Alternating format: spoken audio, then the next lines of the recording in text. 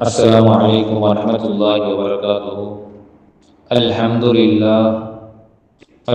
لله رب العالمين، والصلاة والسلام على رسوله الكريم وعلى آله وأصحابه أجمعين، أما بعد.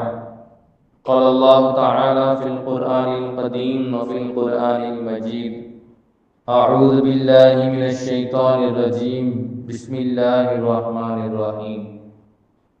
ما جعل الله من بحيرة ولا سائبة ولا وصيلة ولا حام، ولكن الذين يفترون على الله الكذب وأكثرهم لا يعقلون. صدق الله العظيم. புகழும் புகழ்ச்சியும் அல்லாஹ்வுக்கே சொந்தம்.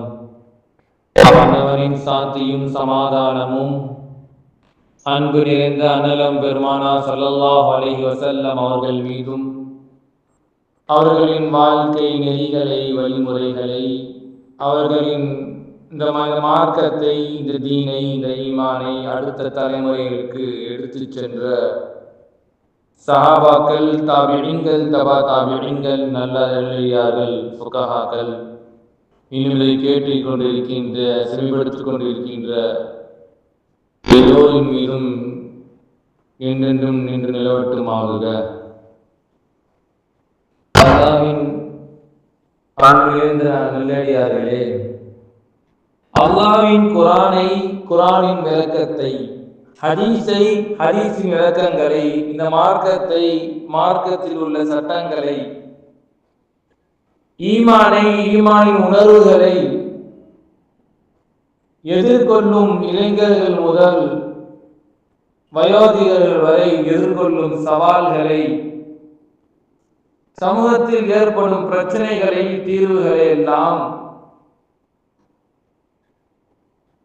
கொண்டு போய் சேர்த்து அதை சரி செய்வதற்கு அல்லாஹ் ஒரு வார்த்தை குர்ஆனிலே சொல்லுகின்றான்: யஅமுருன பில் மஅரூஃபி வ யன்ஹவுன அனில் முன்கர். வெறுமன நல்லதை மட்டும் ஏவி விட்டு வந்து விடுங்கள் அப்படியும் சொல்லவில்லை. வெறுமன தீயதை தடுத்து கொண்டே இருங்கள், ஆட்டோமேட்டிக்கா நல்லது நடக்கும்னு சொல்லல. இதையும் செய்யணும், அதையும் செய்யணும்னு சொன்னா பல பரிணாமங்களில், பலவிதமாக, எல்லா சூழ்நிலைகளிலும், எல்லா விதமாக இந்த நம்ம சமூகத்தை, இந்த இஸ்லாமிய சமூகத்தை நாம் வழிநடத்த கட்டாயப்படுத்திக் கொண்டிருக்கின்றோம். அந்த ஆயத்திற்கு நல்லதை ஏவி தீயதை தடுங்கள் என்கின்ற இந்த உம்மத்திற்கு சொல்லப்பட்ட ஆயத்திற்கு முழுமையாய் பொருத்தமானவர்கள் ஹஜ்ரத் ரசூலுல்லாஹி ஸல்லல்லாஹு அலைஹி வஸல்லம் அவர்கள். ஏனென்றால் இந்த மார்க்கத்தின் தியாகத்தை, இந்த மார்க்கத்திற்காக கஷ்டத்தை, இந்த தீனுக்காக, இந்த இஸ்லாத்திற்காக, இந்த சமுதாயத்திற்காக அவர்கள் செய்த அந்த புரட்சியும் மாற்றமும் ஒட்டுமொத்த உலகத்தையும் தட்டி எழுப்பியிருக்கிறது. எல்லோரும் அவ்வப்போது இந்த குர்ஆனுடைய விஷயத்திலே, ஹஜ்ரத் ரசூலுல்லாஹி ஸல்லல்லாஹு அலைஹி வஸல்லம் இந்த சுன்னத்தான வழிமுறை வாழ்க்கையிலே, இந்த ஈமானுடைய உணர்வுகளிலே, அல்லாஹ்வுக்கும் ரசூலுக்கும் கட்டுப்படுவதிலே, மறுமை நாளை பற்றி சிந்திப்பதிலே, எல்லா மக்கள் தொய்வை சந்திக்கும் பொழுதெல்லாம் அவர்களை வலுப்பெற்ற சமுதாயமாக மாற்ற வேண்டிய ஒரு கடமை எல்லோருக்கும் இருக்கிறது. அதிலே முக்கிய பங்கும் அதிக பங்கும் உலமாக்களுக்கு இருக்கிறது. அந்த அடிப்படையில் வெறுமன யூடியூபிலே மட்டும், வெறுமன சமூக வலைத்தளங்களிலே மட்டும் வந்து பேசிவிட்டு அதை அதுடன் நிறுத்திக் கொள்ளாமல், ஒவ்வொரு நகரங்களிலும், ஒவ்வொரு வீடுகளிலும், ஒவ்வொரு ஊர்களிலும் சென்று அதை ஹஜ்ரத் ரசூலுல்லாஹி ஸல்லல்லாஹு அலைஹி வஸல்லம் அவர்கள் எதையெல்லாம் உணர்ந்து சொன்னார்களோ, இதை ஏற்படுத்தினார்களோ, அப்படி சந்தித்து அப்படி பேசுகின்ற ஒரு வாய்ப்பை வல்லர் ரஹ்மான் தருவான் என்கின்ற ஒரு பேராதரவுடன், பேராசையுடனும் அதனின் தொடக்கமாய் இங்கிருந்து இதை தொடராய் துவங்குகிறோம். அல்ஹம்துலில்லாஹ். வரலாறுகள், அதை படிப்பதும் கேட்பதும், அதை பற்றி சிந்திப்பதும் இந்த சமுதாயத்தில் இப்பொழுது மிகவும் குறைந்து விட்டது என்பதுதான் உண்மை. அது ஏன் அப்படின்றதை இன்ஷா அல்லாஹ் ஒரு தலைப்புடன் இன்ஷா அல்லாஹ் நாம் பேசுவோம். ஆரம்பமாய் எந்த ரசூலுல்லாஹி ஸல்லல்லாஹு அலைஹி வஸல்லம் அவர்களை அல்லாஹ் அவர்கள் பிரியப்பட்டால் நான் பிரியப்படுகிறேன் என்று சொன்னானோ, ரசூலுல்லாஹி ஸல்லல்லாஹு அலைஹி வஸல்லம் அவர்கள் ஒரு சிறப்பான துஆவை இந்த உம்மத்திற்காக வைத்திருக்கிறார்களோ, எவர்கள் நாளை கியாமத் நாளிலே என் உம்மத் சொர்க்கத்திற்கு செல்லாமல் நான் சொர்க்கத்திற்குள்ளே செல்ல மாட்டேன் என்று சொல்லுவார்களோ, இந்த ரசூலின் பெயரை அல்லாஹ் முஹம்மது என்று 4 முறை குர்ஆனிலே சொல்லுகின்றானோ, அப்படிப்பட்ட தலைவர் ரசூலுல்லாஹி ஸல்லல்லாஹு அலைஹி வஸல்லம் வாழ்க்கையின் வரலாறுகளை ஒவ்வொரு முஃமின்களும் அதை வாழ்க்கையில் வெறும் கேட்டுவிட்டு சென்று விடாமல் அவர் வாழ்க்கையின் வரலாறுகளை அறிந்து அப்படி வாழ்வதற்கு முயற்சி செய்யும் முயற்சியில்தான் இது துவங்கப்படுகிறது. வல்ல ரஹ்மான் இதை கபூல் செய்வானாக. அல்லாஹ் எல்லோருக்கும் கேட்கின்ற, அதை சிந்திக்கின்ற, அதை வாழ்க்கையில் கொண்டு வருகின்ற பாக்கியத்தை கொடுப்பானாக. ஆரம்பமாய் ஹஜ்ரத் ரசூலுல்லாஹி ஸல்லல்லாஹு அலைஹி வஸல்லம் வருவதற்கு முன்னால் இந்த இஸ்லாமிய பிரச்சாரம், இந்த தீனுடைய பிரச்சாரத்திற்கு முன்னால் மக்காவிலே சிலை பிரச்சாரம் நடந்து கொண்டிருந்தது. முதல்ல மக்காவில் நடந்த முதல் தாவத்தே சிலை தாவத். மக்கால எப்படி சிலை? மக்காவிலே ஆரம்பத்திலிருந்து சிலை இல்லை. மக்காவிலே சிலை எப்படி சென்றது என்பதற்கு முன்னால் இந்த உலகத்திலே முதலில் சிலையை கொண்டு வந்தவர்கள் யார்? முதலில் இந்த உலகத்திலே சிலை வழிபாடுகளின் ஊசல் எப்பொழுது ஆரம்பித்தது என்பதை நாம் அறிய வேண்டும். ஆரம்பத்தில் ஆதம் அலைஹிஸ்ஸலாம் அவர்கள் இந்த உலகத்திற்கு சென்றதற்கு பிறகு 10 தலைமுறையில் எந்த ஒரு சிலை வணக்கமும் இல்லை. அனாச்சாரங்களும் கேடுகளும் எல்லாம் இருந்தாலும் கூட ஹஜ்ரத் ஆதம் அலைஹிஸ்ஸலாம் அவர்களுக்கு பிறகு ஒரு 10 தலைமுறைக்கு பிறகு நபினா நூஹ் அலைஹிஸ்ஸலாம் அவர்கள் வருகிறார்கள். அவருடைய கூட்டத்தார்களில் சில நல்லடியார்கள், அவர்கள் பிறகு சில நல்லடியார்கள், மக்களுடைய மனதிலே இடம் பிடித்த சில நல்லடியார்கள் இது வாழ்கிறார்கள். அவர் பேர் வத்துன்னு பேர். அவர் பேர் வத்து. அப்ப நல்லடியார்கள் எல்லாம் வாழ்ந்து அவர்கள் மரணித்த பிறகு வத்துன்ற ஒருத்தர் மரணிக்கிறாரு. மக்கள் எல்லாம் ரொம்ப ஆழமா யோசிச்சு கவலைப்படுறாங்க. அவருடைய கபருக்கு முன்னால போய் நின்று அழுக ஆரம்பிக்கிறார்கள்.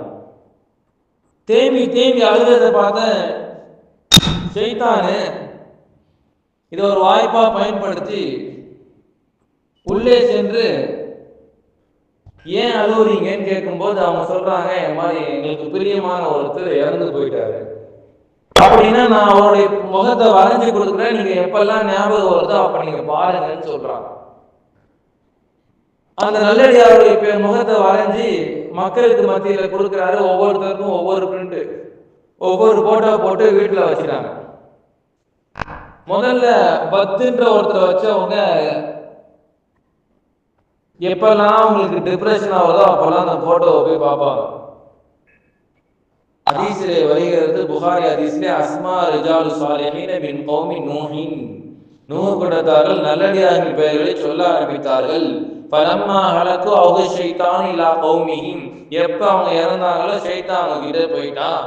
ஃபஸம்மூஹும் பிஅஸ்மாஇஹிம், அவர்களை பெயரை கொண்டு அவர்களுக்கு பெயர் வைத்தார்கள். வத்துன்னு பெயர் வைத்து, பிறகு அடுத்து இறப்பவர்கள் சுவான் பெயர் வைத்து, அடுத்து யஊக்குன்னு பெயர் வைத்தார்கள். அடுத்து தொடர்படியாக நஸ்ர் என்ற, இப்படி ஒவ்வொரு நல்லடியார்களுக்கும் பெயர் வைத்து வெறும் போட்டோவை மட்டும் பார்த்திருந்தவங்களுக்கு கொஞ்சம் காலம் கழித்து அவர்களுக்கு ருக்கு செய்ய ஆரம்பித்தார்கள், சஜ்ஜா செய்ய ஆரம்பித்தார்கள். அடுத்த தலைமுறை ஷிர்க் வைத்தது.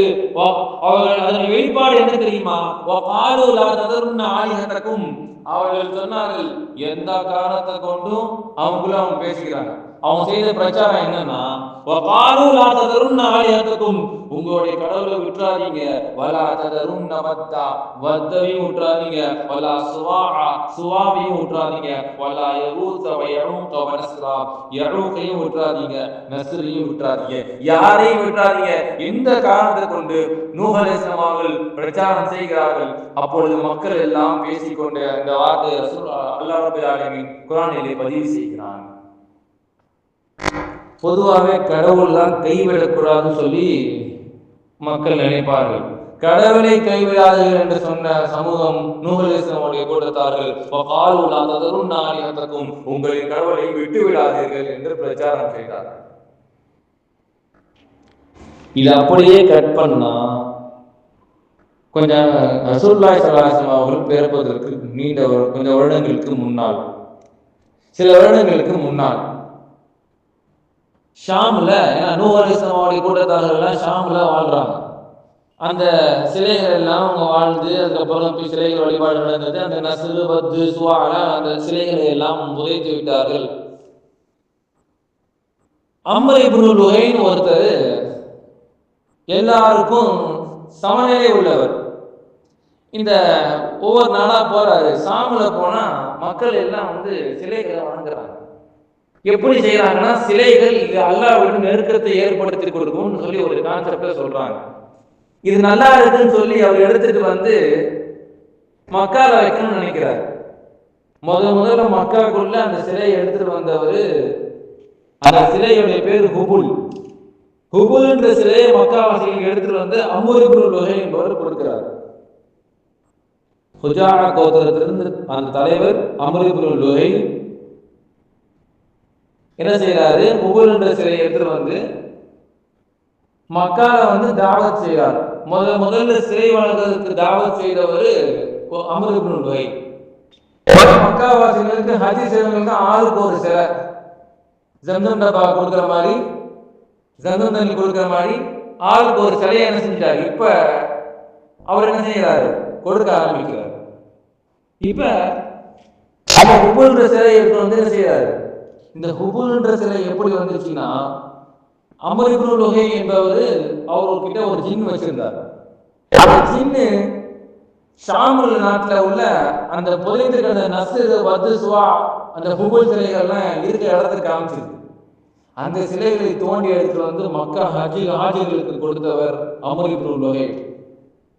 பின்னால இவருடைய லஅனத்து சாபத்தை பற்றி ஹஜ்ரத் ரசூலுல்லாஹி ஸல்லல்லாஹு அலைஹி வஸல்லம் அவர்கள் சொல்லுவார்கள், மக்காவாசிகள் இணை வைத்த முதல் சிலை ஹுபுல். அதற்கு பிறகு மனாத்து, லாத்து, உஸ்ஸா என்ற சிலைகளை எல்லாம் கொண்டு வந்தார்கள். இப்படியே ஊர்களில் சிலைகள் அதிகரிக்க அதிகரிக்க வணக்கத்திலிருந்து கொஞ்சம் விலகி வந்தார்கள். ஹஜ்ரத் இப்ராஹிம் அலைஹிஸ்ஸலாமுடைய அந்த மார்க்கத்தை ஏற்ற அவர்கள், பின்பற்றி வாழ்ந்த அவர்கள் கொஞ்சம் கொஞ்சமாய் ரப்புல் ஆலமீன் அங்கே இருக்கின்ற மார்க்கத்தை விட்டு கொஞ்சம் கொஞ்சமாய் கடந்து வெளியே வந்தார்கள். அப்படியே அவர்கள் நல்லடியாரின் வழக்கங்களை, அடக்கஸ்தலங்களை அவர்கள் அடக்கஸ்தலங்களில் சென்று தன் மனதை நிம்மதிக்காக அங்கு அமர ஆரம்பித்தார்கள். கொஞ்சம் கொஞ்சமாக புனித ஸ்தலங்களை அவர்கள் ஏற்படுத்தினார்கள். இப்படியே சிலைகளை அவர்கள் வணங்க ஆரம்பித்தார்கள். சிலை வணக்கத்தின் ஊசலின் ஆரம்பம் மக்காவில் இப்பொழுதுதான் ஆரம்பித்தது. அவங்க சிலைகளுக்கு வணங்குறதுக்குன்னு சில முறை வச்சிருப்பாங்க. ஒரு நெருக்கமான நேரத்துல பாதுகாப்பதற்காக என்ன செய்வாங்க, சிலைகளை பெயர் சொல்லி அழைப்பாங்க. சிலைகளின் பெயரை சொல்லி அவர்களுக்கு பலி கொடுப்பார்கள். குர்ஆனில் அல்லாஹ் சொல்கிறான், ஹுர்ரிமத் அலைக்கும் வமா உஹில்ல லிகைரில்லாஹி பிஹி வமா அக்லஸ்தபரு இல்லா மா தக்கைத்தும். உணவு குடிபான சிலவற்றை அச்சிலைகளுக்காக வைப்பார்கள். என்ன வேடிக்கைனா, அந்த சிலைகளுக்கு சாப்பாடு தண்ணிலாம் வச்சு அல்லாஹ்வுக்கு கொஞ்சம் வைப்பாங்க. அல்லாஹ்வையும் கைவிடுறதில்ல, சிலையையும் கைவிடுறதில்ல. இப்ப ரெண்டுத்தையும் ஒண்ணு சேர்த்து அல்லாஹ்வும் எங்களை பாதுகாப்பான், அல்லாஹ்வுக்கு நெருக்கமாய் இந்த சிலைகள் எங்களுக்கு ஏற்படுத்தும். இப்ப அல்லாஹ்வை பார்க்க முடியாது இல்லையா? அல்லாஹ்வை பார்க்க, இப்ப நம்மளை பார்க்க ஒண்ணு வேணும். நம்ம ஏதாவது ஒரு பொருள் மாதிரி வச்சுக்கணும். இப்ப பார்க்க முடியாத எதுவும் செய்ய முடியாது, செய்ய முடியாது. இப்ப நம்மளை பார்க்க ஒண்ணு வேணும். அப்ப கூடையே ஒண்ணு செய்வாங்க, சுருக்கிட்டு போவாங்க. அபு ரஜா அல்லாஹ் சொல்றாங்க, பின்னாடி இஸ்லாத்தை ஏற்றுக்கிட்டாங்க. அவங்க சொல்றாங்க, நாங்கெல்லாம் கற்களை வணங்கி கொண்டிருந்தோம், இதை விட நல்ல கல் கிடைச்சிச்சுன்னா அந்த கல்லை தூக்கி கீழே போட்டுட்டு அதை என்ன செய்வோம், புதியதை எடுத்துக்கொள்வோம். புதியதை எடுத்துக்கொண்டு அதுக்கு நாங்கள் பால் ஊற்றுவோம் சொல்லி என்ன சொல்றாரு. இஸ்லாத்தை ஏறுறதுக்கு பிறகு அவர்கள் பின்னாடி ஹதீஸிலே பதிவு செய்யப்படுகிறது. அப்ப கொஞ்சம் சிலைகளுக்கும் கொஞ்சம் அல்லாஹ்வுக்கும் கொஞ்சம். அல்லாஹ் குர்ஆன்ல சொல்றான் வஜஅலு லில்லாஹி மிம்மா தரஅ மினல் ஹர்த். கொஞ்சம் அல்லாஹ்க்கு வச்சிருப்பாங்க வல் அன்ஆம். ஃபகாலு ஹாதா லில்லாஹி, இது அல்லாஹ்வுக்கு பிஸஅமிஹிம் வ ஹாதா லிஷுரகாஇனா, இது எங்க கூட்டாளிகளுக்கு. அல்லாஹ் குர்ஆனிலே பேசுகிறான் வமா கான லிஷுரகாஇஹிம் ஃபலா யஸிலு இலல்லாஹ் வமா கான லில்லாஹி ஃபஹுவ யஸிலு இலா ஷுரகாஇஹிம். அல்லாஹ்வுக்கும் ஒன்றும் போக போறதில்ல, அவங்களுக்கும் ஒன்றும் போக போறதில்ல. சஹாமா யஹ்குமூன், என்ன நினைச்சாங்களோ, எதை அவர்கள் தீர்மானித்தார்களோ அது மிக கெட்டதா போயிட்டு இருக்குன்னு அல்லாஹ் குர்ஆனிலே பதிவு செய்கிறான். இது இல்லாம விவசாய நிலங்கள் இருக்கும், கால்நடைகள் இருக்கும். அதில் சிலதை எடுத்து என்ன செய்வாங்கன்னு சொன்னா, அவர்கள் சிலதை எடுத்து சிலைகளுக்காக நேர்ச்சை செய்வார்கள். அந்த நேர்ச்சை செய்யப்பட்ட இடங்களும் நேர்ச்சை செய்யப்பட்ட விவசாய இடங்களும் கால்நடைகளும் அவங்களுக்கு யாரு பிரியமானவர்களோ அவங்களுக்கு மட்டும்தான் அதை சாப்பிடணும். அல்லாஹ் அதை எல்லாம் சொல்லிவிட்டு அவர்கள் என்ன செய்தார்களோ அதற்கு மிக விரைவில் அவர்கள் நன்மை அனுபவிப்பார்கள் என்று அல்லாஹ் குர்ஆனிலே சொல்லி காட்டுகின்றான். சிலைகளுக்காக கால்நடைக்காக நேர்ச்சி செய்வாங்க. அந்த நேர்ச்சி செய்யப்பட்ட அந்த கால்நடைகளும் ஒன்னொன்றுக்கும் ஒவ்வொரு பேர், அல் பஹீரான்னு பேர். ஃபலா யஹில்லுஹா, ஹதீஸ்ல வருகிறது, அஹதும் மினன் நாஸ். செய்ய மாட்டாங்க, யாருமே செய்ய மாட்டாங்க, சாப்பிட மாட்டாங்க. ஒரு கால்நடையை செய்ய மாட்டாங்க, யாரும் சாப்பிட மாட்டாங்க. அது வந்து கடவுளுக்கானது. சாய்வான் ஒன்று இருக்கு, அழியா ஷீகும், அந்த மாதிரி எதுவுமே செய்ய மாட்டாங்க, சுமத்தாட்ட மாட்டாங்க, அந்த மாதிரி எந்த ஒரு பொருளையும் வைக்க மாட்டாங்க, சிலைக்கு மட்டும்தான் வைப்பாங்க. அப்படிப்பட்ட சில விலங்குகள் புகாரிலே பதிவு செய்யப்படுகிறது. قال أبو هريرة قال رسول الله صلى الله عليه وسلم رأيت عمرو بن لحي الخزاعي قصبه في النار يجر قصبه في النار كان أول من سيب السوائب. முதல்ல சிலைய இந்த மக்காவிற்கு கொண்டு வந்த அந்த அம்ர் இப்னு லுஹையை பற்றி ஹஜ்ரத் ரசூலுல்லாஹி ஸல்லல்லாஹு அலைஹி வஸல்லம் அவர்கள் ஹதீஸிலே பதிவு செய்கிறார்கள். அவனின் குடலை நரகத்தில் இழுத்து செல்லப்படும் என்று அவனுக்கு லானத் செய்திருக்கிறார்கள். எப்பவுமே ஒரு விஷயத்தை ஆரம்பிக்கும் போது ரொம்ப கவனமா இருக்கும். வெறுமனே சிலைக்கு மட்டுமல்ல, ஒரு நல்ல விஷயத்தை ஆரம்பிச்சாலும் யாரெல்லாம் அதை பார்த்து நல்லது செய்கிறார்களோ அவர்களுடைய நன்மை எல்லாம் இவருக்கு கிடைக்கும். ஹதீஸ்ல வருது இல்லையா, ரசூலுல்லாஹி ஸல்லல்லாஹு அலைஹி வஸல்லம் மன் சன்ன ஃபில் இஸ்லாமி சுன்னத்தன் ஹஸனத்தன், நல்ல செயலை யார் இஸ்லாத்துல ஆரம்பிக்கிறாங்களோ ஃபலஹு அஜ்ருஹா, அவருக்கு அந்த நன்மை கிடைக்கும். வ அஜ்ரு மன் அமில பிஹா மன் பஅதஹு, யார் அவருக்கு பிறகு வருகிறார்களோ அவர்களுக்கும் அது கிடைக்கும். இது ரொம்ப முக்கியமான விஷயம். அப்ப நான் நல்லது செஞ்சேன்னா, என்னை பார்த்து ஒருத்தர் நல்லது செய்தார் என்றால் அவருக்கு நன்மை கிடைக்கணும், அப்ப எனக்கு கிடைக்காதானா கேள்வி வரும். அடுத்துதான் சொல்லியிருக்காங்க மின் கைரி மின் உஜூரிஹிம் ஷைஉன், அப்ப என் நன்மை குறைஞ்சு போகுமா அப்படின்னா கேள்வி இல்லை. இவருடைய நன்மையிலிருந்து எதுவும் குறையாமல் அவருக்கு அவருடைய நன்மை கிடைத்துக் கொண்டிருக்கும். அதே போன்று அதற்கு மாற்றமாக யார் இது இஸ்லாத்திலே ஒரு தீய விஷயத்தை செய்து இருக்கிறாரோ, அதை ஆரம்பித்திருக்கிறாரோ, அவருக்கு அதனுடைய பாவமும், யாரெல்லாம் அதை செய்கிறார்களோ அவருடைய பாவங்கள் எல்லாம் அவருக்கு கிடைக்கும் என்று ஹதீஸ்ல ஹஜ்ரத் ரசூலுல்லாஹி ஸல்லல்லாஹு அலைஹி வஸல்லம் அவர்கள் சொல்கிறார்கள். அதனால ஒரு விஷயத்தை ஆரம்பிக்கும் போது ஒரு பழக்கத்தை, ஒரு இஸ்லாத்திற்கு முரண்பான ஒரு செயல்களை, ஒரு தீய பழக்கங்களை அதை பொது வழியிலே செய்து அதை ஆரம்பித்து அதை ஒரு பழக்கமாய் மாற்றிவிட்டால் அவருடைய பாவங்கள் எல்லாம் அதற்கு அவர்கள் காரணமாக்கி ஆகிவிடுவார். வல்ல ரஹ்மான் அதிலிருந்து நம்மை எல்லாம் காப்பாற்றி அருள் புரிவானாக. இப்ப ரெண்டாவது சாயிபா. மூணாவது ஒரு ஒட்டகத்தை பலி கொடுப்பாங்க, அது வசீலான்னு பேர். தொடர்ந்து 2 பெண் குட்டிகளை ஈன்ற ஒட்டகங்களை தங்களுடைய சிலைகளுக்கு நேர்ச்சி செய்வாங்க. அந்த சிலைக்கு நேர்ச்சி செய்யக்கூடிய ஒட்டகம் எப்படி இருக்கணுமா, தொடர்ந்து 2 பெண்கள் குட்டிகளை பெற்றிருக்கணும். இப்படிப்பட்ட பெண் குட்டிகள் பெற்ற அந்த சிலைகளை, அந்த ஒட்டகங்களை என்ன செய்வாங்க, நேர்ச்சி செய்வார்கள். 4வது ஒன்று இருக்கு, ஹாம். 10 பெண் ஒட்டகையுடன் உறவு கொண்ட ஒட்டகை அந்த சிலைகளுக்கு நேர்ச்சி செய்வார்கள். அவங்க சிலைகளுக்கு நேர்ச்சி செய்யற இந்த ஒட்டகங்கள்லாம் ஸ்பெஷலா இருக்கும். அவர்கள் நேர்ச்சி செய்கின்ற சிலைகள் எல்லாம், அந்த ஒட்டகங்கள் எல்லாம், அந்த கால்நடைகள் எல்லாம் ஒரு ஸ்பெஷலா மாற வேண்டும், இருக்க என்பதற்காக அந்த சிலைகளுக்கு அவர்கள் அவ்வளவு கண்ணியம் செய்து இந்த நேர்ச்சியை அவர்கள் செய்து விடுவார்கள். இந்த ஒட்டகத்துக்கு ஹாமுன்னு பேர். குர்ஆன்ல அல்லாஹ் எல்லாத்தையும் தெளிவுபடுத்துறான். மா ஜஅலல்லாஹு மின் பஹீரத்தின் வலா சாயிமத்தின் வலா வசீலத்தின் வலா ஹாம். அல்லாஹ்வுக்கு அல்லாஹ் பஹீராமியாக்கல, சாயிமாமியாக்கல, வலா வசீலத்தின் வலா ஹாம் வலாகின்னல் லதீன யஃப்தரு அலல்லாஹில் கதிப். அல்லாஹ் பொய்ன்னு சொல்லிட்டு அவர்கள் செய்கிறார்கள். வஅக்ஸருஹும் லா யஅகிலூன். அதில் அதிகமானவர்கள் விளங்காதவர்கள், மடையர்கள், அறிவில்லாதவர்கள் என்று அல்லாஹ் சொல்லி, வைதா கீழலகும், நீங்க வேணா போய் அவங்ககிட்ட சொல்லி பாருங்க, தாலோ இங்க வா, இலாமா அன்ஸலல்லாஹு இலா ரசூல், அல்லாஹ்வின் பக்கம், அல்லாஹ் இதை இறக்கி ரசூலின் பக்கம் வா என்று சொன்னால் அவங்க என்ன சொல்லுவாங்க தெரியுமா? அவங்க சொல்ற அந்த ரிப்ளையை அல்லாஹ் குர்ஆன்ல பதிவு செய்யறான். காலு ஹஸ்புனா மா வஜத்னா அலைஹி ஆபானா. எங்களுடைய மூதாதையர்கள் எதன் மீது எங்கள் மூதாதையர்கள் நாங்கள் பெற்றுக்கொண்டோமோ அது எனக்கு போதும். அதாவது எங்க மூதாதையர்கள் செஞ்சதை நாங்க பார்த்துக்கிட்டோம், அது எங்களுக்கு போதும், அல்லாஹ்வும் வேண்டாம் ரசூலும் வேண்டாம் என்று சொல்வார்கள். அவ்வளவுக்கான ஆபாவும் லா யஅலமூன ஷை. அல்லாஹ் கூறுகிறான், அந்த மூதாதையெல்லாம் மடையனா அறிவில்லாதவர்களா இருந்தாலும் கூட அவர்கள் அப்படித்தான் சொல்வார்கள். வலா யஹ்ததூன், இவங்கெல்லாம் நேர்வழி பெற மாட்டார்கள் என்று அல்லாஹ் வசனத்தை முடிக்கிறான். இந்த சிலை வழிபாடுக்கு எல்லாம் முற்றுப்புள்ளி வைத்தார்கள் அது நபினா இப்ராஹிம் அலைஹிஸ்ஸலாம் அவர்கள். இது எப்ப தெரியுமா? நபினா இப்ராஹிம் அலைஹிஸ்ஸலாம் அவர்களுடைய துஆவை அல்லாஹ் குர்ஆனிலே பதிவு செய்கிறான். ரப்பி ஜஅல்னி ஹாதல் பலத ஆமினா. அல்லாஹ் இந்த பூமியை நிம்மதியான பூமியாக ஆக்கு சொல்லிவிட்டு சொன்னார்கள், இந்த சிலைகளை விட்டு எங்களை வழங்குவதை விட்டு எங்களை காப்பாற்று, தவிர்த்திருக்க வேண்டும் சொன்ன அபுதல் அஸ்னாம் அல்லாஹ் குர்ஆனிலே சூரத்து இப்ராஹிமிலே பதிவு செய்கிறார். அதனுடைய விளைவு என்ன தெரியுமா?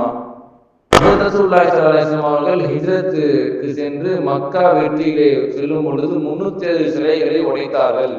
மக்காவில் இருந்த 307 சிலைகளை உடைத்து தீனுல் இஸ்லாமை நிலைநாட்டினார்கள். அல்லாஹ் அதை தான் குர்ஆனிலே எல்லா இடங்களிலும் சொல்லுவான். எப்பொழுதும் அல்லாஹ்வுக்கு எதிரானவர்களை, எதிராக சிந்திப்பவர்களை அழிச்சாட்டியத்தை அல்லாஹ் எப்பொழுதும் விட்டு வைக்க மாட்டான். விட்டு அதை பார்த்து அமைதியாக இருக்க மாட்டான். அதை அல்லாஹ் குர்ஆனிலே சொல்லும் பொழுது, வல்லாஹு முத்திம்மு நூரிஹி வலவ் கரிஹல் காஃபிரூன்.